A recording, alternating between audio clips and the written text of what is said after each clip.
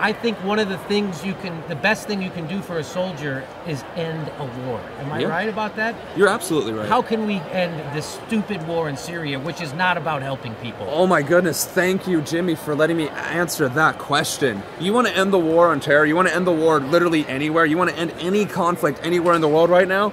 Weapons trade embargoes, economic sanctions.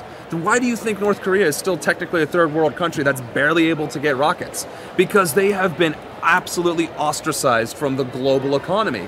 And granted, it's hurting their citizenry, but they still have a totalitarian dictatorship that is hell-bent on killing people, you know, and oppressing people. So, and we saw it too with the sanctions against Russia. They were hurting economically. They weren't able to be as aggressive. They invaded Georgia. We did sanctions. They didn't invade Georgia. Well, I also think you cannot kill an idea.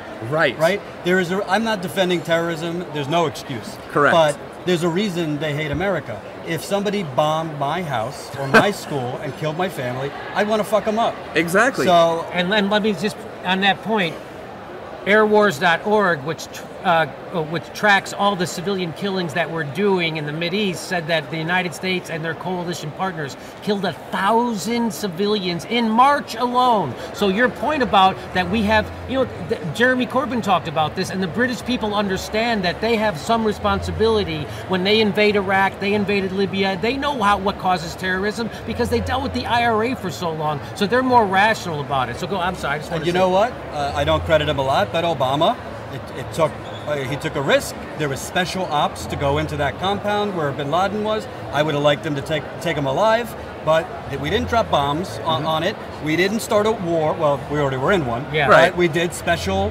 ops. We utilized our resources that we had in the way that they were supposed to be used. And people talk about drones like this stops people from getting killed. No, it's created more terrorism towards us. Right. So one more thing I'd like to ask you. People act like the war is global. We just had in Standing Rock, and it's come out now, literally the FBI, the U.S. Marshals, the Homeland Security is working with a private paramilitary contractor to protect an oil company. That's a war the U.S. government was waging against people exercising the First Amendment. Yeah, and the joke in that is, if there's a joke at all, is that America has finally invaded its own country for oil, and that's ridiculous. And you and I both have been to Standing Rock. You've been there several more occasions than I have, but I went there when there was lots of people, and I went there when they were about to raid. I saw it when it was this great just community, it was this great moment and opportunity, and then I saw when we were losing, getting kicked out, and raided. And the fact of the matter is, you were right. There were reservists, there were guardsmen, there were army soldiers wearing the uniform with M4s, M16s in their the Humvees with roadblocks on American soil, blocking American roads to American areas. That appalled me as not just a veteran, but as someone who's still in the reserves. Like, here's the thing, and this could probably get flack, so let me be very clear when I say this. We have the right, the authority, and the ability to disobey an unlawful order, and invading our own damn country is an unlawful order. I don't give a damn who says it. Nice, way to go. Yes, sir, yes, sir.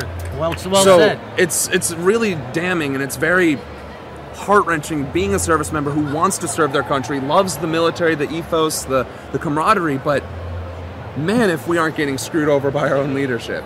And I'm not talking to generals, I'm talking Congress. So how do we stop, yes. How do we stop what's happening in the Middle East?